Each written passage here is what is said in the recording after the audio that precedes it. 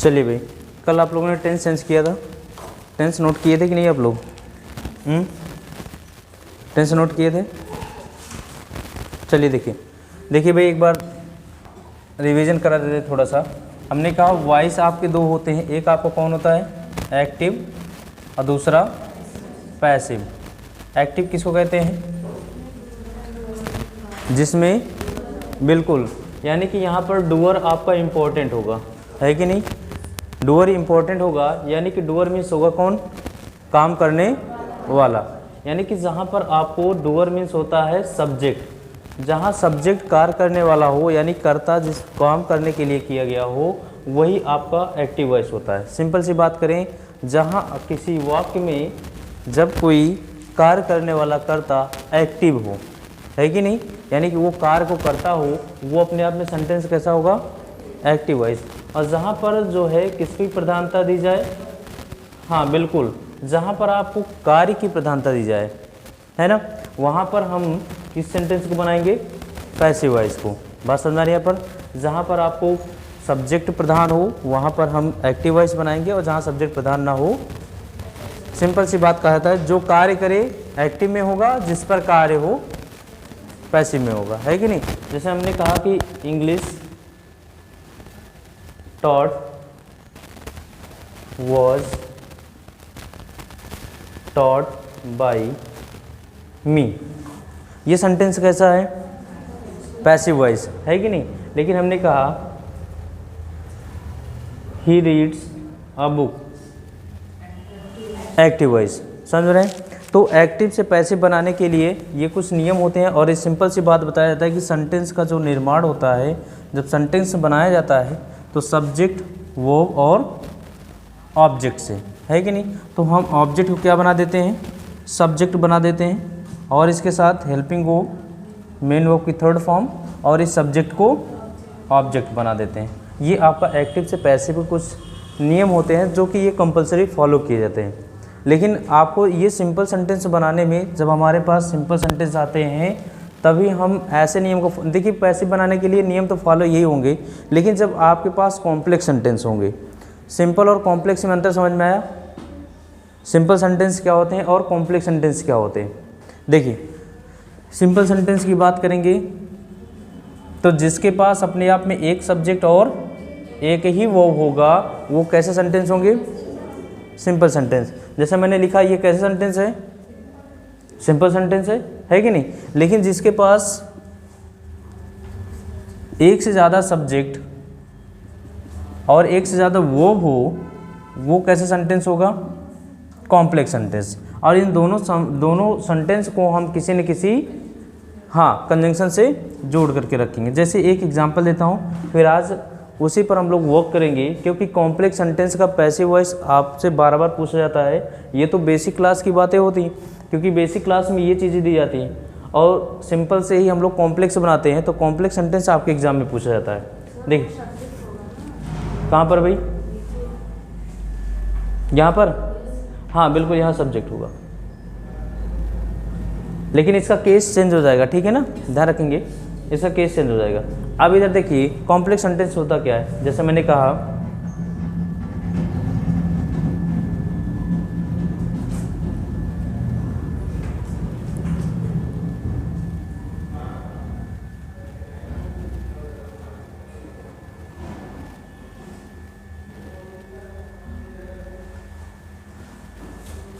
पहला सेंटेंस, सिर्फ देखना है इनको,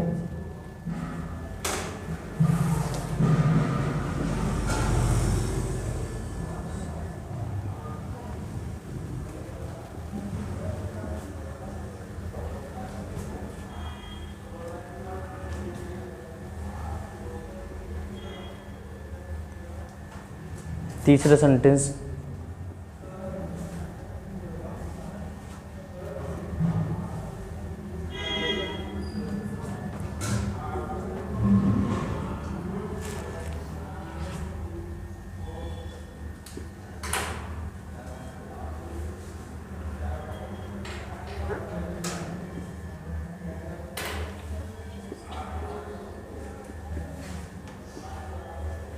ये सेंटेंस दिए गए। इस सेंटेंस के द्वारा पैसिव वॉइस बनाने की कोशिश करें। सिर्फ बनाइए, उसके बाद हम दिखाते हैं। सिंपल सा 3 सेंटेंस हैं, बताइए सिंपल सेंटेंस है या कॉम्प्लेक्स है? कॉम्प्लेक्स सेंटेंस है।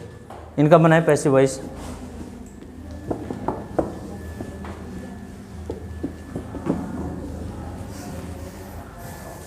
ये क्वेश्चन आपसे बार बार पूछे जाते हैं। पहले में क्या बनेगा,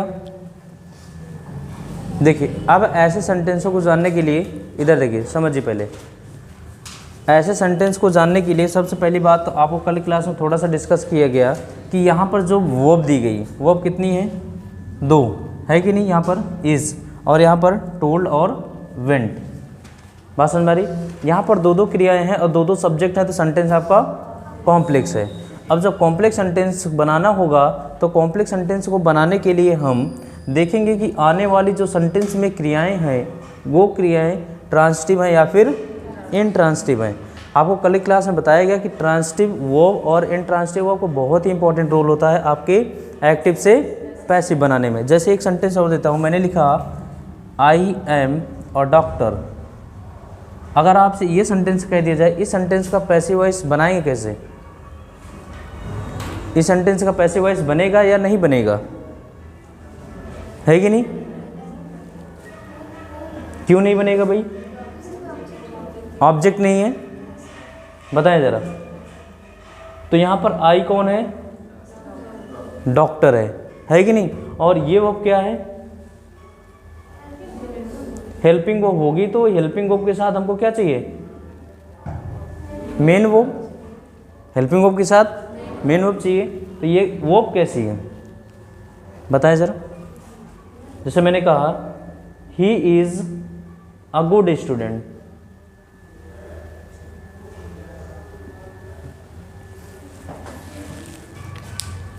है कि नहीं? तो कुछ ऐसे। और नेक्स्ट जैसे मैंने कह दिया आई हैव अ कार। ये ऐसे सेंटेंस हैं जो आपको बार बार परेशान करते हैं। ये सारे सेंटेंस बार बार आपसे पूछे जाते हैं। इसका बनेगा? चलो देखो, अब टेंस नोट कर लीजिए। कल टेंस नहीं नोट किया ना आप लोगों ने? टेंस नोट करा रहे? देखिए किस तरीके से टेंस चेंज करें, फिर इस पर हम लोग डिस्कस करते हैं। टेंस नोट कर लीजिए। टेंस ये आपका एक्टिव वॉइस और passive voice.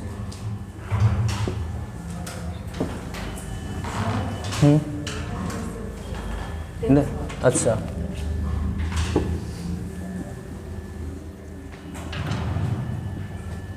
Active voice, passive voice.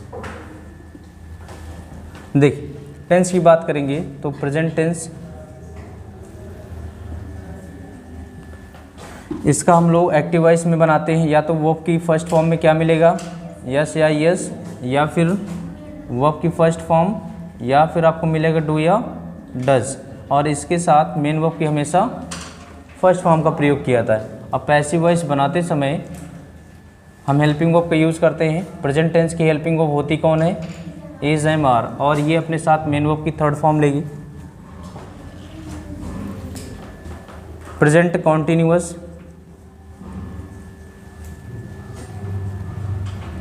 इसका एक्टिव कैसे होता है भाई? Is, am, are. इसके साथ मेन वर्ब की फर्स्ट फॉर्म में आईएनजी लगा होगा। पैसिव वॉइस बनाते समय is, am, are plus being main verb की third form. Present perfect tense, present perfect tense, present perfect tense में हम लोग यूज करते हैं हैज़ और हैव का, और इसके साथ मेन वर्ब की थर्ड फॉर्म। पैसिव वॉइस बनाते समय हैज़, हैव के साथ बीन का यूज करेंगे थर्ड फॉर्म। चलें बताएं, प्रेजेंट परफेक्ट कंटिन्यूअस बनेगा भाई? नहीं बनेगा।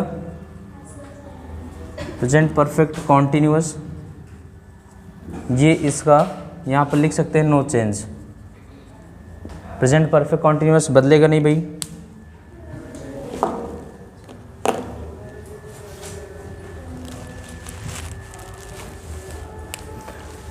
बात करें पास्ट इंडेफिनिट की, पास्ट इंडेफिनिट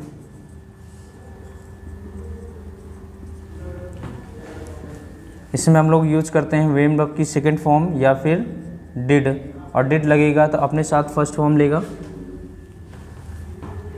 पैसिव वॉइस बनाएंगे वॉज या वर पर third form. Past continuous,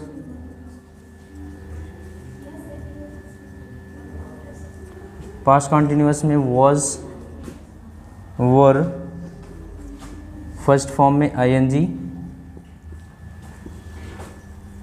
was were के साथ बीइंग लगा देंगे, मेन वर्ब की third form. Past perfect tense, past perfect tense में हम लोग हैड यूज करेंगे थर्ड फॉर्म, इसके बाद हैड के साथ been third form. Past perfect continuous tense no change,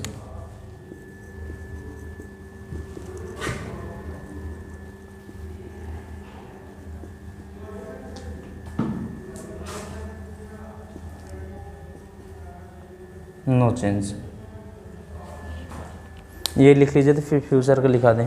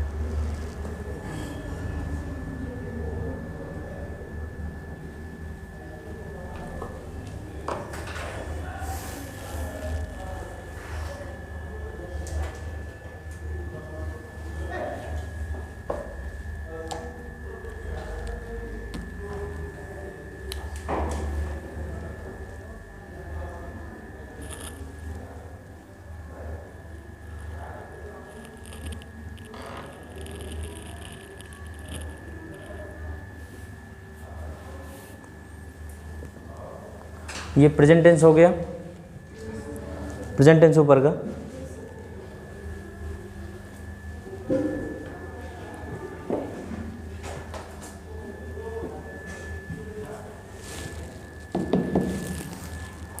लिखिए फ्यूचर को लिख लीजिए।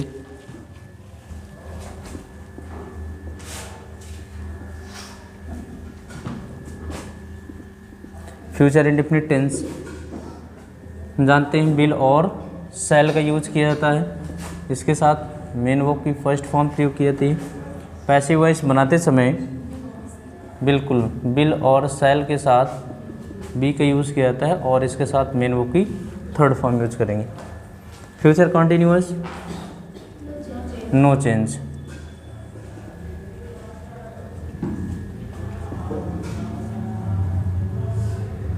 No change. फ्यूचर परफेक्ट, इसको हम लोग बिल और सेल के साथ हैव यूज करेंगे और इसके साथ मेन वर्ब की थर्ड फॉर्म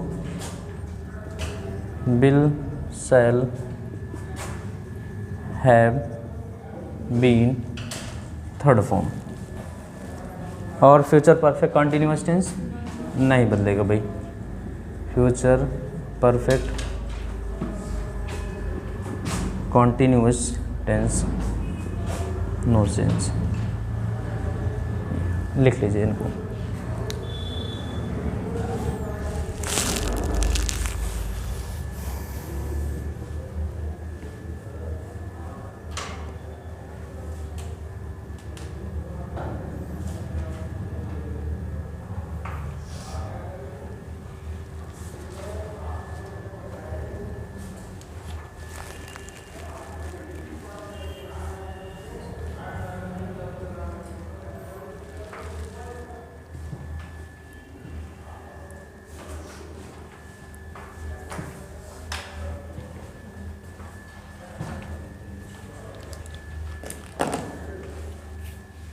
तो 12 टेंस में से 8 टेंस का जो है एक्टिव से पैसिव बनाया जाता है।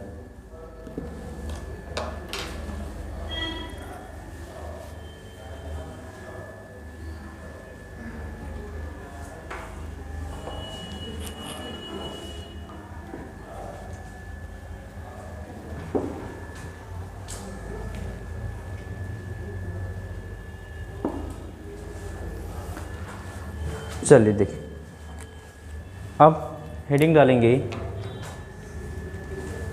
Passive voice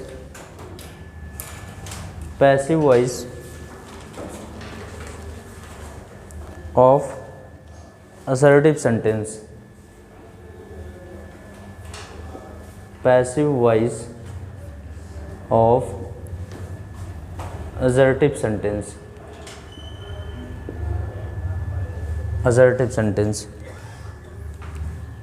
passive voice of assertive sentence।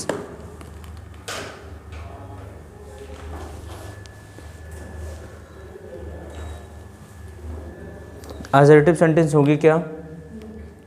हाँ, ये दो प्रकार के होंगे, एक अफर्मेटिव और एक निगेटिव। ठीक है, इनका दोनों को बनेगा अफर्मेटिव और निगेटिव। assertive सेंटेंस की पहचान आप जानते हैं, जैसे कि आपका प्रेजेंट इंडेफिनिट टेंस या कोई भी हो, ये अपने आप में पॉजिटिव और निगेटिव दोनों होगा, है कि नहीं। पॉजिटिव कहने का मतलब सेंटेंस के अंदर नो नॉट नेवर का यूज़ किया जाएगा, और निगेटिव में पॉजिटिव में नो नॉट नेवर का प्रयोग नहीं किया जाएगा, और निगेटिव में नो नॉट नेवर का प्रयोग किया जाएगा। ठीक है, अब यहाँ पर हम सेंटेंस देखें, सेंटेंस आप लोग बनाते चलिएगा। अब धीरे धीरे देखिए, सेंटेंस में आप देखें, अच्छा थोड़ा सा समझा देते हैं, इसके बाद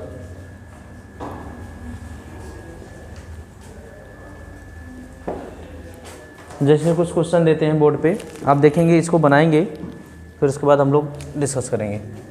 हमने कहा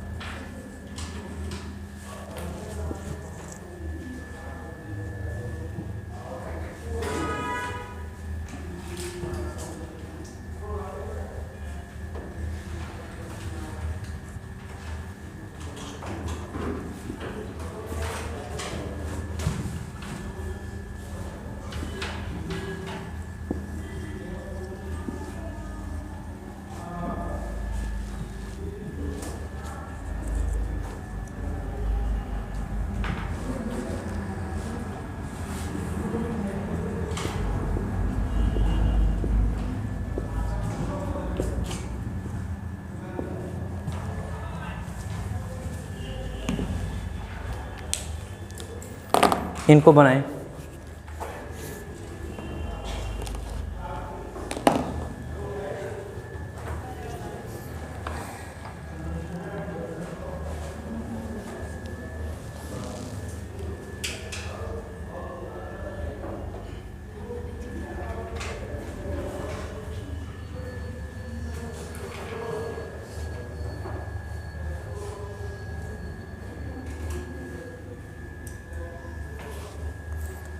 कोशिश करिए, इनको बनाइए, फिर समझाते हैं इसमें।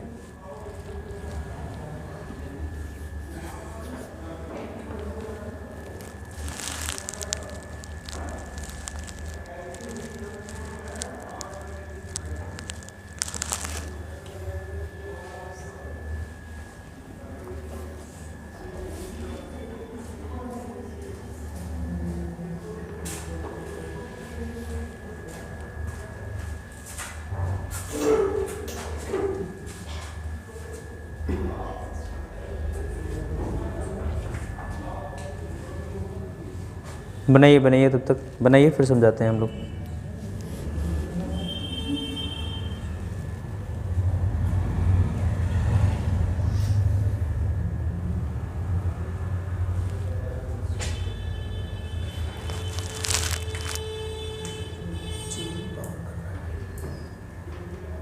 क्यों दे,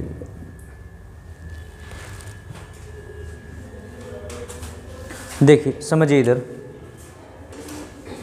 समझ लीजिए फिर बनाइए इसको। बताया गया अगर आपसे डिस्कस किया जाए तो हम जब एक्टिव से पैसिव बनाते हैं तो सबसे इम्पोर्टेंट रोल होता है किसका है, वर्ब का। वर्ब की बात करेंगे तो वो अपने आप में डिसाइड क्या करता है, एक्शन, है कि नहीं। अगर देखा जाए तो एक्शन आपके होते कितने तरीके से हैं, एक्शन होते कितने तरीके से हैं, देखा जाए तो वर्ब के एक्शन होते हैं, एक आपका ट्रांजिटिव और दूसरा आपका इंट्रांजिटिव। इंट्रांजिटिव दो प्रकार के आपके एक्शन होते हैं, है कि नहीं, एक ट्रांजिटिव और दूसरा इंट्रांजिटिव। अगर बात करेंगे ट्रांजिटिव और इंट्रांजिटिव, इंट्रांजिटिव होता कौन है, बिल्कुल ध्यान रखना कि ऐसी वर्ब जिसके साथ क्या ना हो, ऑब्जेक्ट ना हो, वो कैसी क्रिया कहलाएगी, इंट्रांजिटिव कहलाएगी। और ऐसी क्रिया जिसके साथ क्या हो, ऑब्जेक्ट हो, वो ट्रांजिटिव कहलाएगी। और ध्यान रखेंगे किसी भी वर्ब से हम या फिर व्हाट का प्रश्न करें या फिर होम का प्रश्न करें, है कि नहीं, व्हाट का प्रश्न करें या फिर होम का प्रश्न करें, तो व्हाट या होम से प्रश्न करने पे जो भी मिलता है वो आपका होता कौन है, ऑब्जेक्ट होता है। बात समझ में आ रही, यानी कि यहाँ पर जो प्रश्न करेंगे वर्ब से किसका प्रश्न होता है, या तो होता है यहाँ पर व्हेन का, या फिर होता है वेयर का, या फिर होता है वाई का, है कि नहीं, बात समझ। तो यहाँ पर जब व्हेन, वेयर या वाई से प्रश्न करने पे जो आंसर मिले वो अपने आप में वर्ब कैसी होगी, इंट्रांजिटिव वर्ब होगी। लेकिन जब हम वर्ब करने पर यानी कि वर्ब से प्रश्न करें व्हाट या होम पर, जो आंसर मिलेगा, अगर आंसर मिलने पे आने वाला जो वर्ब होगा वो कौन होगा, ट्रांजिटिव होगा। बात समझ में आ रही है यहाँ पर। जैसे हमने कहा यहाँ पर ही प्लेज, फिर हमने कहा ही प्लेज हॉकी, है कि नहीं।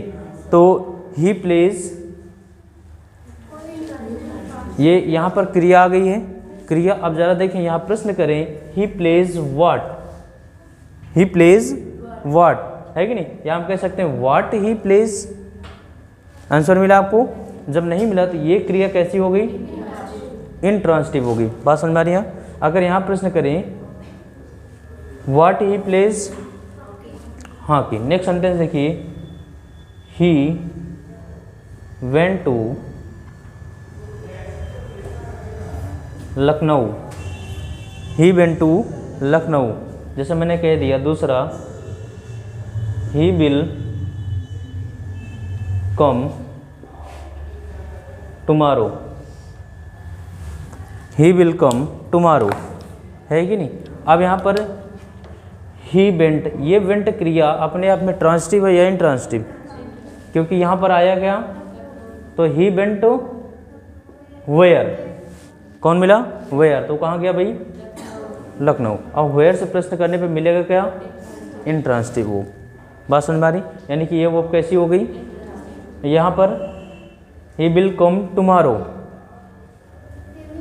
ही will come when he will कम, तो पता चला टुमारो, है कि नहीं। तो ये वो कैसी हो गई। तो सिंपल सी बात कह सकते हैं कि हम एक्टिव से पैसिव बनाते समय ट्रांजिटिव वर्ब का एक्टिव से पैसिव बनाया जाता है और इंट्रांजिटिव वर्ब को पैसिव एक्टिव से पैसिव नहीं बनाया जाता। क्लियर होगी बातें। तो यहाँ पर अभी सेंटेंस को करें, पहचाने कि इसमें वो आपकी ट्रांजिटिव कौन सी है और इंट्रांजिटिव कौन सी है। ट्रांजिटिव और इंट्रांजिटिव पहचानेंगे तो इस सेंटेंस को सोल्व करेंगे।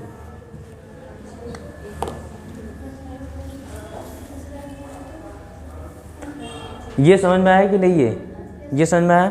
और एक बात इसमें और समझ लीजिए, जब कहा जाता है कुछ आपकी, जैसे हमने यहाँ पर सेंटेंस लिखा, इस सेंटेंस ऐसा, इसको सॉल्व करें फिर एक एक बताते हैं, इसको सॉल्व करें।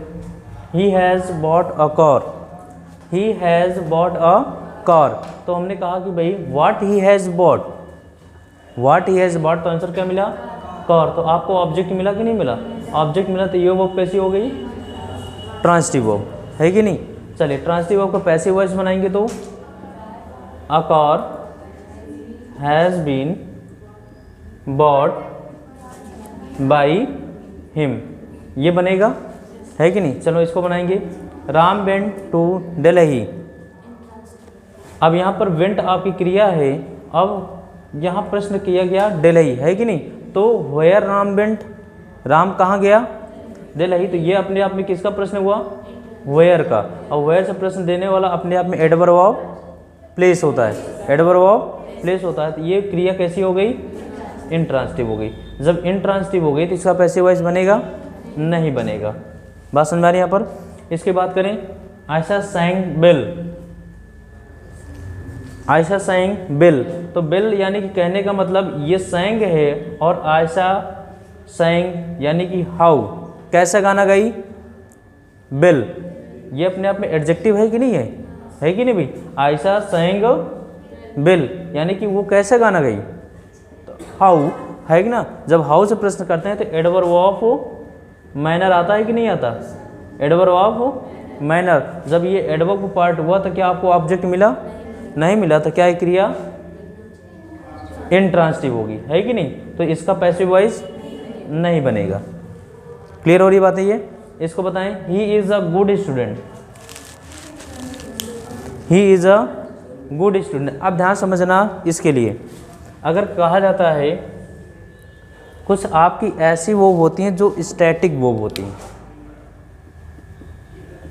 Static verb. अब स्टैटिक वर्ब कौन सी होती हैं, स्टैटिक वर्ब होती हैं आपकी, आपने पढ़ा होगा to be verb, to be verb पढ़ा है आपने। टू बी वर्ब में कितनी क्रियाएं होती हैं, 5, इज, एम, आर, वाज और वर। ध्यान रखना जब इनका सेंटेंस में प्रयोग किया जाएगा, ये अपने आप में स्टैटिक वर्ब समझ रहे हैं। स्टैटिक वर्ब ऐसी वर्ब होती है जिनके अंदर कोई भी एक्शन नहीं होता है। भाई यहाँ हमने कहा कि he is a good student, वह एक अच्छा छात्र है, कोई एक्शन किया, जैसे मैंने कह दिया वह दौड़ता है, दौड़ने में क्या है, एक्शन है कि नहीं। लेकिन यहाँ पर कह रहे हैं कि कोई एक्शन हो रहा है आपका, वह एक अच्छा छात्र है, स्टूडेंट है। तो यहाँ कहने का मतलब क्या है, एक्शन आपका नहीं है। जब एक्शन नहीं है तो यहाँ पर हम इनका पैसिव वॉइस, ये ऐसी वर्ब हैं जो कि अपने आप में एक स्टैटिक वर्ब कहलाती हैं। और साथ ही साथ जब आप वर्ब के पार्ट में पढ़ते हैं तो वहाँ पर इसी वर्ब को बताया था कि ये वर्ब होती कौन है, लिंकिंग वर्ब। कौन सी वर्ब, लिंकिंग वर्ब। अब ज़रा देखा जाए तो ये गुड स्टूडेंट है कौन, कौन है, ही है। तो ही अपने आप में यहाँ है कौन, नाउन। और जो नाउन को क्वालिफाई करे होता कौन है, और ग्रुप ऑफ वर्ड होगा तो एडजेक्टिव फ्रेज होगा। बात समझ में आ रही है यहाँ पर, है कि नहीं। तो ये अपने आप में एक लिंकिंग वर्ब है जो कि एडजेक्टिव के कॉम्प्लीमेंट को ये क्वालिफाई करने का कार्य कर रही है। क्लियर हो गई बातें। तो स्टैटिक वर्ब, और इसमें कौन कौन होता है, एक होता है आपका बिकम, एक होता है बिकम, एक होता है रिजेंबल, रिजेंबल, है कि नहीं। ये ऐसी क्रियाएं हैं जो अपने साथ ये इंट्रांसिटिव होती हैं, इनका पैसिव वॉइस नहीं बनाया जाता। क्लियर होगी। और दूसरी क्रियाएं कौन सी होती हैं, दूसरी क्रिया होती है पजेशन, पजेशन जानते हैं, पजेसिव, आपने पजेसिव केस पढ़ा होगा। ऐसी क्रिया जिनसे आपको अधिकार शो कर रहा हो, है कि नहीं, अधिकार शो कर रहा हो। भाई हमने यहाँ पर लिखा, जैसे हमने कहा आई हैव अ कार, इसका passive voice I have a car, मेरे पास एक कार है। जब हमने किसी वस्तु को अपना कह दिया तो वो मैंने क्या किया, अधिकार दिखाया कि नहीं दिखाया। जब अधिकार दिखाने का कार्य किया तो वो क्या है, पोजीशन। तो ये कुछ ऐसी वो होती हैं जो कहा जाता है हैव और ओन आपका और पजेसिव, हैव ओन। इसी में आपका आता है वांट। ये ऐसी क्रियाएं हैं जो जिनका पैसिव वॉइस नहीं बनाया था। ये स्टैटिक वर्ब्स होती हैं और ये पजेसिव वर्ब्स होती हैं। ठीक है, अब इसको नोट कर लीजिए और उसको बनाइए। अब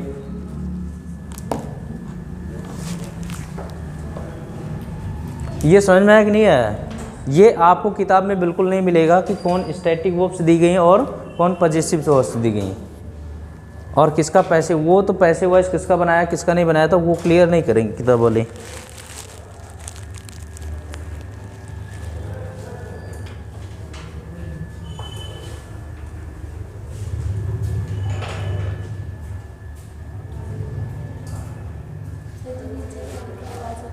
want, resemble, become, resemble, become है, resemble लिख देता हूँ भाई।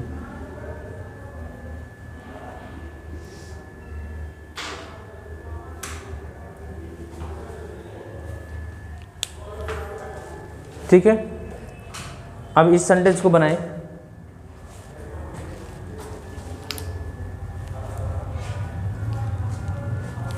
They walk very politely। कैसे बनाएंगे भाई सेंटेंस को पहचानिए। सेंटेंस में आपको ये हैव है, ओन है, पोजीशन है, वांट है, ये क्रिया है, हैव, ओन, पोजीशन और वांट। बताएं भाई, they walk very hard, very politely. अरे भाई ये अपने आप में ज़रा देखना, ये क्या है, पोलाइटली। भाई किसी कार को पोलाइटली कर रहा है तो ये किसका प्रश्न दिया, हाउ का, है कि नहीं। How they walk, how they walk, तो पता चला क्या, पोलाइटली, है कि नहीं। जब हाउ से प्रश्न करते हैं तो अपने आप में एडवर्ब ऑफ मैनर होता है, तो ये क्रिया अपने आप में इंट्रांसिटिव हो गई। जब इंट्रांसिटिव हो गई तो इसका पैसिव वॉइस नहीं बनेगा। इसका बनाएंगे, A song is being sing, sang और sung, sung by her, ये बनेगा।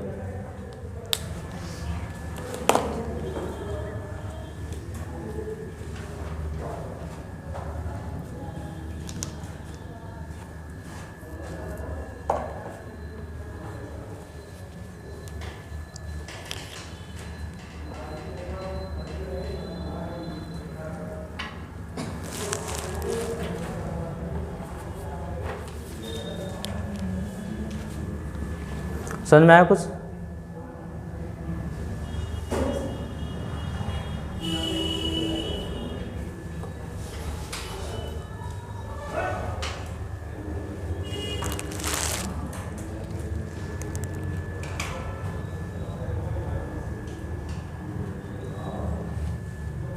बना लिए इसको। चलिए अब सेंटेंस देते हैं, आप लोग लिखेंगे और बनाएंगे। सेंटेंस लिखिए।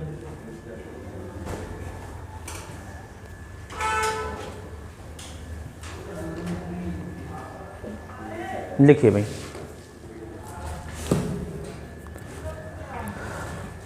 राम, लिखिए, Ram gave me a pen, a pen. Next sentence,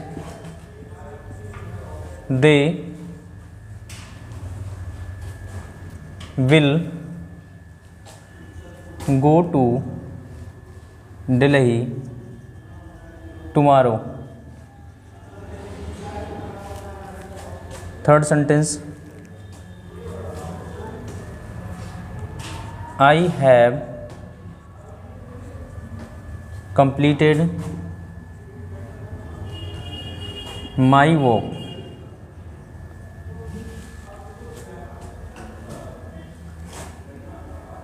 phone number लिखिए, his father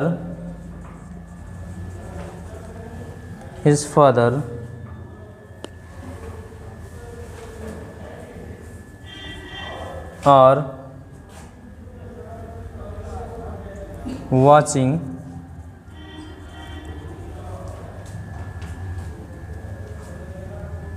the television।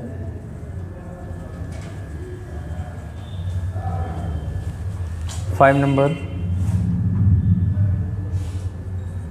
he has not laughed me.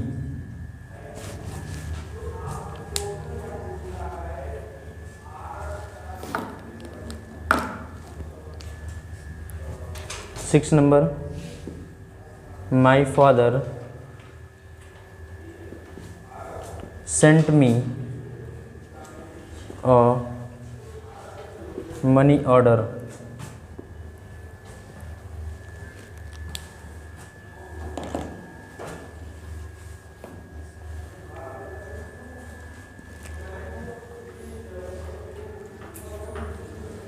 बनाइए।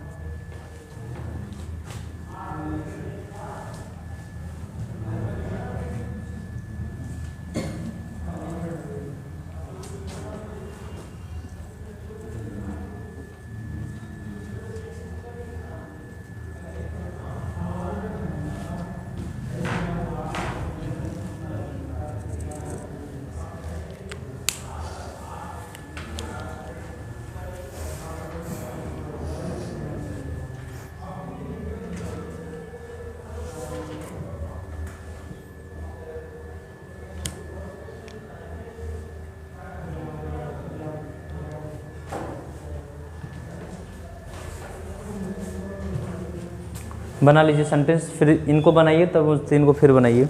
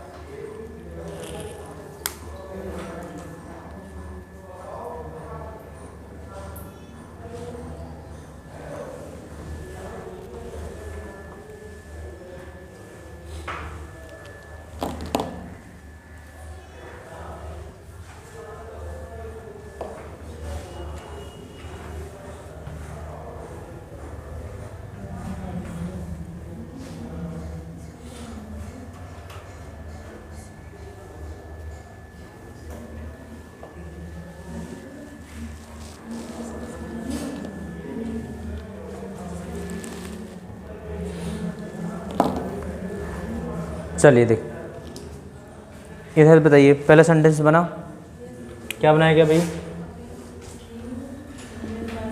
अ पेन इज, अरे ये कौन सा टेंस है भाई? गेव है कि नहीं? पास्ट इंडेफिनिट है। Past indefinite helping verb was या वर होता है कि नहीं? वॉज हो जाएगा। उसके बाद गिवन, उसके बाद गिवन मी बाई राम। ज़रा ध्यान समझिए अब यहाँ पर। अब इधर देखा जाए, ऐसे सेंटेंस आपको बार बार आपके एग्जाम में पूछे जाएंगे, ठीक है ना? और इस पे कई तरह के क्वेश्चन बनाए जाते हैं। जैसे यहाँ पर इसको लिखूँगा अगेन, देखिए यहाँ पर समझिए, मैंने कहा Ram gave me a pen. इधर ध्यान समझ लो इसको, तब उसके बाद लिखिएगा राम गेव व्हाट, पता चला पेन, है कि नहीं? किसको दिया? दो। यानी कि यहाँ पर आपके कितने ऑब्जेक्ट? दो ऑब्जेक्ट। एक आपका डायरेक्ट ऑब्जेक्ट और एक आपका इनडायरेक्ट ऑब्जेक्ट। बात समझ आ रही? एक डायरेक्ट ऑब्जेक्ट और एक, यानी कि आपके पास जब दो दो ऑब्जेक्ट हैं तो दोनों ऑब्जेक्ट से हम पैसिव वॉइस बना सकते हैं। तो यानी कि हम इससे भी बना सकते हैं।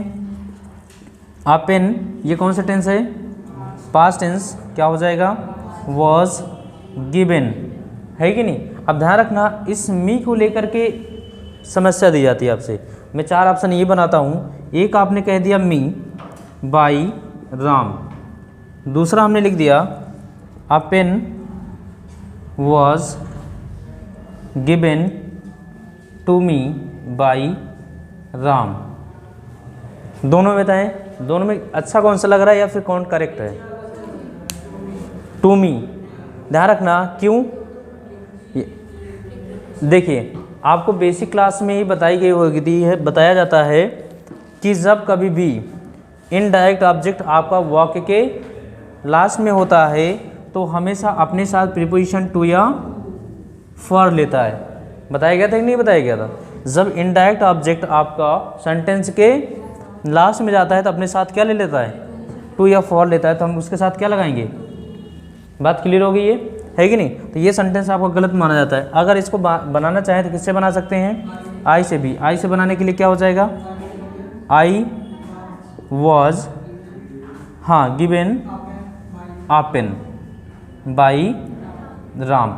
अब यहाँ पर देखिए ज़रा, अ पेन आपका कैसा ऑब्जेक्ट था? डायरेक्ट ऑब्जेक्ट था। तो डायरेक्ट ऑब्जेक्ट से हम प्रीपोजिशन नहीं लगाते हैं। प्रीपोजिशन कहाँ लगाते हैं? इनडायरेक्ट ऑब्जेक्ट में लगाते हैं। बात क्लियर होगी नहीं? तो बनाना चाहेंगे तो ये दो तरीके से बनेगा, यही बना लीजिएगा, given to me by Ram.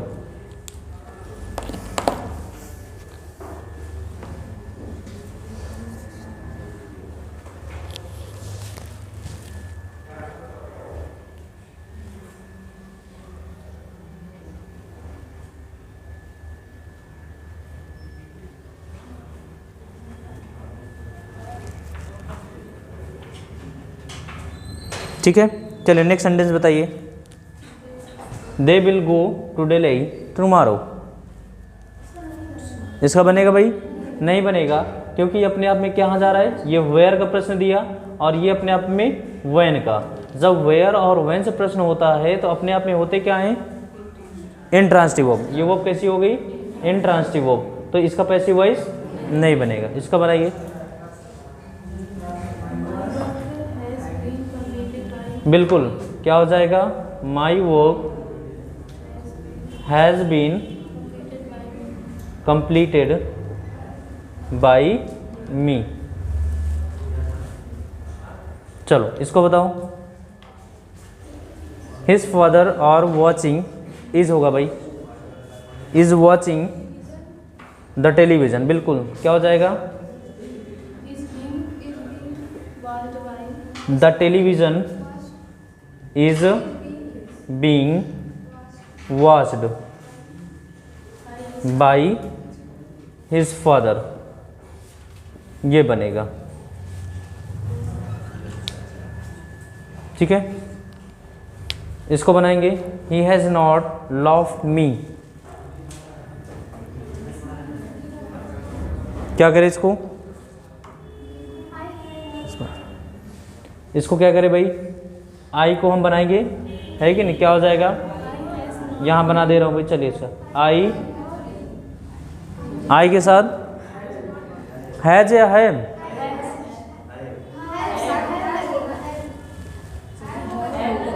Have होगा भाई, हैव नॉट लॉफ्ड,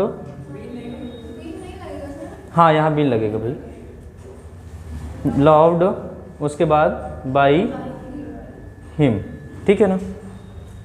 इस कहाँ भाई, चलो इसको बताओ, my father sent me a money order,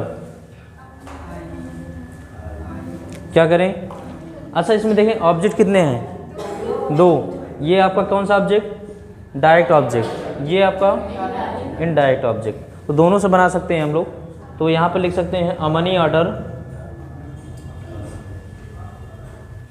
money order, उसके बाद was sent to me by my father, ये बनेगा, ठीक है, लिख लीजिए। अब बनाना चाहेंगे तो आप आई से भी बना लीजिएगा।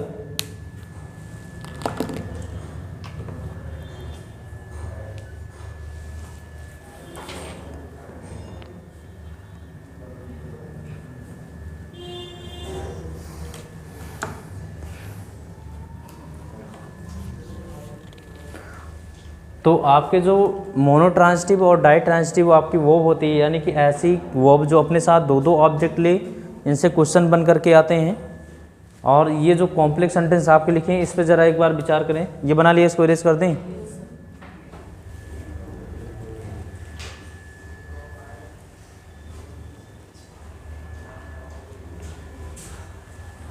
ठीक है,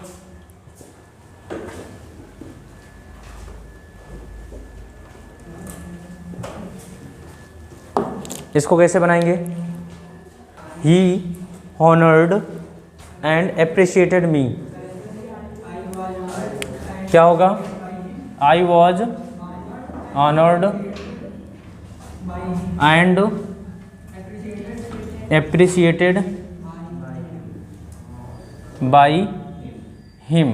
ज़रा ध्यान देंगे, अब ऐसे सेंटेंस में आपको हम सबके साथ सबकी हेल्पिंग वर्ब को स्पष्ट करना होगा, है कि नहीं। यहाँ पर देख रहे हैं कि एक साथ, और देखें ज़रा, ही ऑनर्ड हुम, मी को, है कि नहीं, ही एप्रिशिएटेड हुम, है कि नहीं। कहीं ना कहीं इसका दोनों वर्ब का सब्जेक्ट कौन है, ही है, और दोनों वर्ब का ऑब्जेक्ट कौन है, मी है।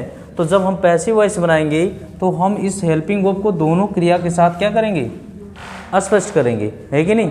अन्यथा आपका सेंटेंस जो है गलत हो जाएगा। यहाँ पर क्या लिखेंगे, वॉज। इस सेंटेंस को बनाएंगे जब, राम सेठ। अब ध्यान समझना, जब ऐसे कभी वाक्य आते हैं तो ये ज़रा बताएं, एक क्रिया आपकी कहाँ दी गई है, ये, और दूसरी क्रिया, है कि नहीं। तो ये आपके कॉम्प्लेक्स सेंटेंस हुए। जब कॉम्प्लेक्स सेंटेंस हुए तो अब ज़रा देखें, इसका पैसिव वॉइस बनेगा, पैसिव वॉइस बनेगा, बताएं ज़रा, नहीं बनेगा, है कि नहीं। और पैसिव वॉइस बनेगा किसका, है कि नहीं। तो आज की क्लास यहीं छोड़ते हैं हम लोग। ये दोनों सेंटेंस सेम है, इसको कल डिस्कस किया जाए, है कि नहीं, क्योंकि समय नहीं है, हिस्ट्री वाले सर आ गए, ठीक है ना। चलिए भाई, इसको हम कल डिस्कस करेंगे।